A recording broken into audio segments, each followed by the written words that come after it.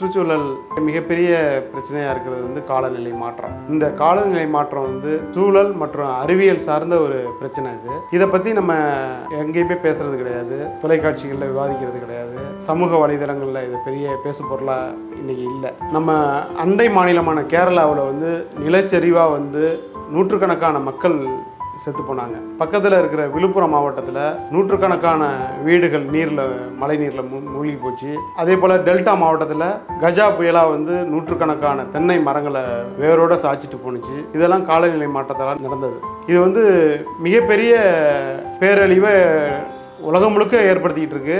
ஆனால் அதை பற்றின விழிப்புணர்வு மக்கள்கிட்ட இருக்கா, மாணவர்கள்ட்ட இருக்கா அப்படின்னா இல்லை. இதை இன்னும் அதிக இடங்களில் சுற்றுச்சூழல் ஆர்வலர்களும் சுற்றுச்சூழல் செயல்பாட்டாளர்கள் மட்டும் கொஞ்சம் அங்கங்கே பேசிகிட்டு இருக்காங்க. இதை வந்து உலகம் முழுக்க எல்லா மக்களும் இதோட பாதிப்புகளை தெரிஞ்சிருக்கணும். அதுக்கான முயற்சிகளை நம்ம ஒவ்வொருவரும் செய்ய தொடங்கணும். காலநிலை மாற்றத்தை வந்து இன்றைக்கி வேண்டாம், நம்ம வந்து அப்புறம் பேசிக்கலாம் அப்படின்னா அது சுத்தமாக அழிச்சதுக்கப்புறம் நீங்கள் பேசி எந்த பிரயோஜனமும் இல்லை. தொடக்கத்திலேயே இப்போ நிறைய பேரழிவுகள் வந்துகிட்டு இருக்கு.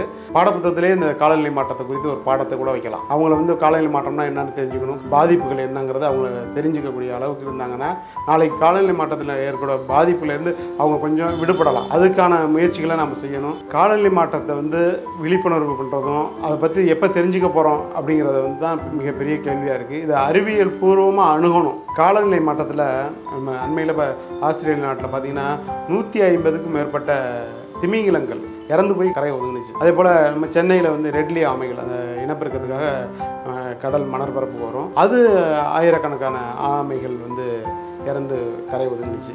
ஆழ்கடலில் வசிக்கக்கூடிய கடல் வாழ் உயிரினங்கள் இறந்து போய் கரையை ஒதுங்குது. மனிதர்கள் மட்டும்தான் பாதிக்கிறாங்க அப்படின்னு நம்ம நினச்சிட்டு இருக்கோம். அப்படி இல்லை, அனைத்து உயிர்களுமே இதில் பாதிக்கப்படுது.